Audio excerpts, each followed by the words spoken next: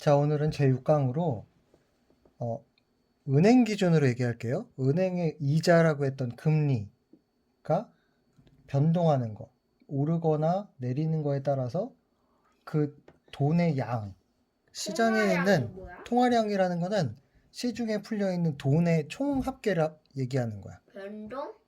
그게 변화겠죠. 변동, 변화. 이게 바로 인플레이션이나 디플레이션의 원인이 되기 때문에 이걸 길게 한번 쭉 그래? 되도록 요약해서 이자가 그렇게 되는 거구나. 설명해 볼게요. 자, 우리가 저번 시간에 얘기할 때 은행이 있으면, 자, 은행에 돈을 입금하는 사람이 있었죠. 이걸 예금이라 그랬지, 예금. 자, 돈을 자기가 가지고 있는 사람이 은행에다 넣는 사람은 예금. 그죠? 그 다음에 은행에서 돈을 빌리는 사람. 이건 대출을 하는 거였죠. 빌리는 거. 사람? 그랬죠? 자, 그러면 은행에 예를 들면 여기에 금리라는 게 이자라 그랬죠? 자, 은행에 이자나 금리가 있어. 자, 금리가 지금 올라가고 있어. 금리가 만약에 한 달 전에는 만약에 0.5%였는데 오늘 되니까 0.6%가 됐고 한 달 후가 되면 0.7%가 될 것 같아요. 자, 이렇게 될 것 같아요. 자, 금리가 어떻게 되고 있어요? 올라가고 있죠. 자, 금리가 인상되고 있는 그럼 이게 되고 있는 인플레이션이 상태라고 한번 지금 상황이라고 봤을 때, 자, 우리가 A라고 해봐요. 자, 돈이 있어요. 은행에 입금할 수도 있고 안 할 수도 있는데 은행에 입금했을 때 주는 예금 금리가 어떻게 되고 있어? 높아지고 있죠. 그러면 자, A가 가지고 있는 돈을 은행에 넣을까 말까 하고 있었는데 어떻게 할까? 넣는 게 낫겠죠. 왜냐면 계속 넣으면 돌려주는 이자가 돈을 더 많이 붙여주고 있으니까. 아니 근데 그러면 좀 있다가 좀 더 기다리다 하면은 좀 더 높아져가지고 뭔가 이자를 많이 받지 않을까? 아니, 미리 넣어야지 이 올라간 것만큼을 자기가 받지. 올라간 다음에 넣어버리면 별로 기간 동안에 받는 거니까 올라간 것만큼 자기가 받게 되는 거예요, 계속. 그러니까 자, 단순히 얘기하면 은행에서 금리가 높아지고 있거나 높을 때는 돈을 가진 사람들은 예금을 더 하겠죠. 더 늘어나, 예금이. 그렇죠? 반대로 자, 돈을 빌리려는 사람 봤더니 돈을 빌릴 때 이거 내가 내야 되는 이자야. 내가 부담하는 비용인데 얼마 전까지 0.5였는데 앞으로는 점점 늘 것 같대. 그러면 돈을 빌리고 싶겠어요? 안 빌리고 싶겠어요? 안 빌려고. 그렇지. 내가 지금 빌리면 이자가 점점 더 높아져. 그러면 돈을 빌리는 걸 줄이겠죠. 그러면 어떻게 돼 있어? 자, 시중에 금리가 올라가면 올라갈수록 예금을 하려는 사람들은 늘어나고 대출을 하려는 사람은 감소하겠죠. 그러면 자, 우리가 있는 이 전체가 시장이라고 보면 이 시장 안에 은행이 있고 우리가 다 있는 거예요. 자, 시중에 여기에 나와 있는 이런 돈들이 다 뭐라고 하냐면 이 돈들이 합계를 아까 여기 했던 통화량이라고 해.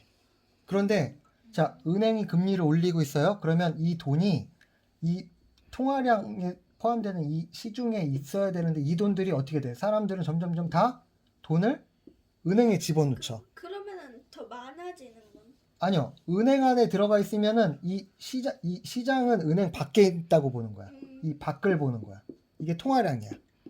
시중에 돌고 있는 통화량을 얘기하는 거예요. 그러면 사람들이 갖고 있던 돈을 막 딴 사람한테 빌려주거나 쓰질 않고 은행이 점점 집어넣으니까 어떻게 돼? 여기 있던 통화량이 줄어들지. 그러고 자, 만약에 사람들이 은행에서 대출을 많이 하게 되면 다시 이 시장으로 통화량이 늘어나는데 지금 이자가 늘어나니까 어떻게 돼? 대출이 감소한다 그랬죠. 그러면 돈은 점점 은행에 들어가는데 은행에서 사람들이 돈을 꿔오지는 않으니까 어떻게 되겠어요? 통화량이 줄어들겠죠. 그러니까 봐보세요. 자, 은행의 금리가 상승하게 되면 시중에 있는 통화량은 어떻게 돼요? 통화량은 감소하게 되죠. 자, 이 통화량이 감소한다는 소리는 뭐냐면 돈의 수가 감소하는 거죠. 그럼 돈이 좀 더 귀해지겠네. 그렇죠. 자, 돈이 감소하고 있다? 경제적으로 봤을 때 적은 거는 가치가 있다 그랬죠? 돈이 점점 감소하면 돈의 가치는 어떻게 돼요? 높아지고 있죠. 그러면 돈의 반대인 교환되는 상품, 우리가 말하는 물건 값은 어떻게 될까 대략? 돈의 가치가 올라가면 물건의 가치는 떨어지게 되죠. 자 이제 이번에는 반대로 한번 봅시다. 자, 은행이 중요한데 이번에는 은행의 금리가 상승이 아니라 은행이 이자, 금리를 낮추고 있어. 낮아지고 있어요. 자, 돈을 넣으면 이자가 점점 낮아지고 있어요. 자, 돈을 입금한 사람한테 이자를 은행이 받아야 되는데 은행이 이자를 적게 줘. 그럼 안 사지. 자, 어떻게 되겠어요? 돈을 가진 사람들이 은행에다가 예금을 하겠어요? 아니면 다른 데다 투자를 하려고 하겠어요? 다른 데다. 다른 데다 투자를 하죠? 그러면 왜냐면 금리가 낮아지니까 그러니까 좀 더 자기 수익이 없으니까. 맞아요. 그래서 그럼 대출은 늘어나겠네. 왜냐면 그렇죠. 내야 되는 게 없으니까. 그렇죠. 자, 보세요. 그러면 결과적으로 어떻게 되죠? 잃는 돈이. 은행에서 돈을 빌린 사람들은 이자가 싸죠.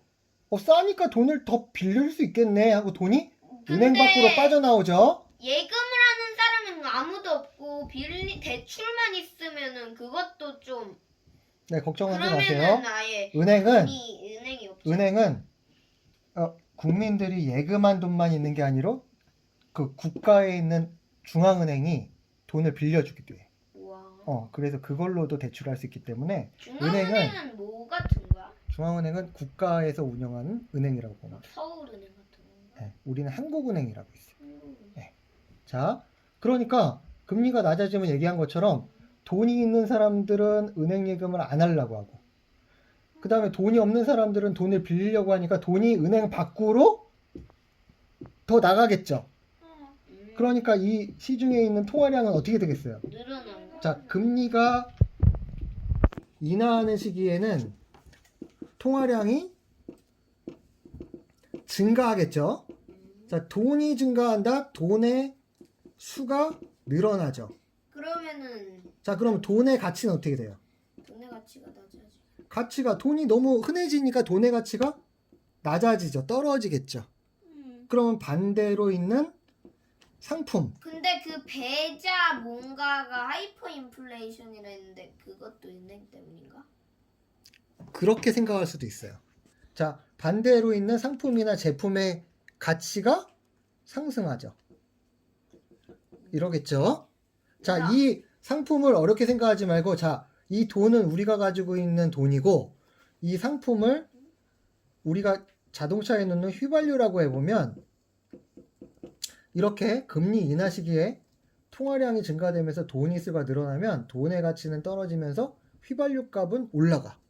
왜? 그렇죠? 상품이 휘발유 가격은 올라가는 거죠.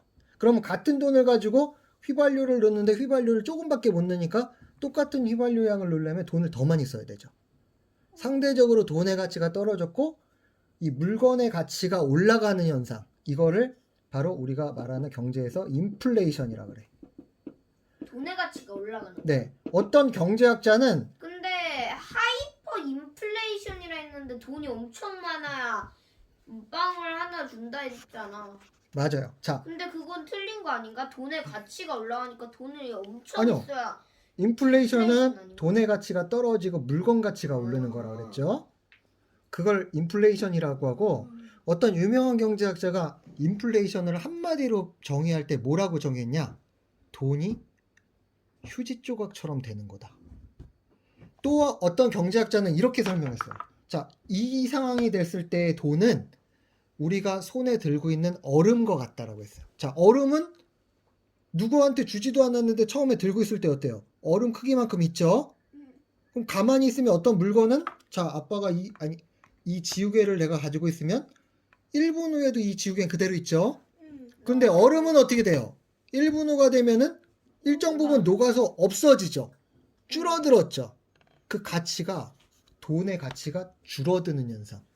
그걸 인플레이션이라고 하는데, 이 상태가 심각하게 오게 되면 여기에 하이퍼라는 말을 붙여서 베네수엘라. 극심한 물가 상승이 일어나는 거예요.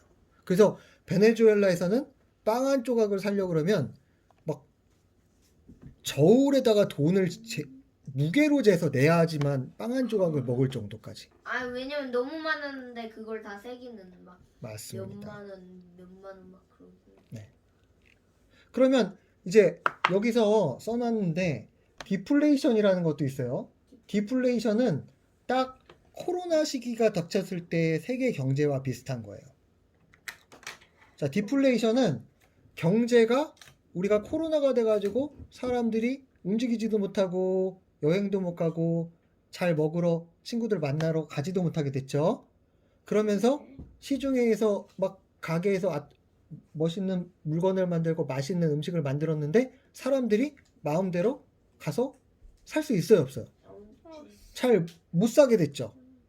근데 공장은 아무 문제 없이 물건을 만들었는데 사람들이 제대로 평상시처럼 구매를 하고 소비를 못 해주니까 물건이 잘 팔려요, 안 팔려요? 물건이 안 팔리죠. 그러니까 물건이 안 팔리면 어떻게 되겠어요? 판매하는 사람 입장에서 가격을 올려야겠어요, 내려야겠어요? 가격을 내려야 되겠죠. 근데 가격을 내리는데도 물건이 계속 안 팔려. 네. 그래서 물건이 계속 안 팔리니까 가격을 계속 내리는데도. 물건을 계속 가격을 낮춰야 되고요. 왜냐하면 사람들이 소득이 줄어들어. 자, 코로나 때문에 일자리를 잃은 사람도 많고 자기가 카페를 하다가 카페가 잘 안 된 사장님도 있지. 그래서 그분들은 자기가 평소에 벌던 소득보다 소득이 줄어들어가지고 뭘 살 수도 없어. 그리고 그럼 어떡해? 코로나 때문에 움직일 수도 없고. 자기네들이 만든 걸 먹고 살아야 되겠네. 아니 그래도 죽지 않을 정도는 먹죠. 그래서 소득이 떨어지니까 소비를 못하니까 다른 어떤 생산을 했던 상품들이 잘 안 팔리죠. 그럼 안 팔린 상품은 또 어떻게 돼 있어? 또 버리고. 재고로 남지. 재고로 남은 게 부담이 되니까 가격을 내리는데도 사람들의 소득은 늘어나지 않으니까 계속 재고가 남고 그러면 이게 그럼 안 만들어야 되지 않나? 그러면서 점점 만드는 회사들이 최악의 경우는 어떻게 되겠어요? 파산을 할 수도 있지. 이렇게 돼서 사회가 점점 경제가 침체해 나가는 그럼 국면. 그때 돈 버는 방법은 주식을 하면 낮아지는 걸로 투자하면 되지 않을까? 네, 그래가지고 요즘에 주식이 좀 핫합니다. 그 얘기는 다음 7강에서 하겠습니다.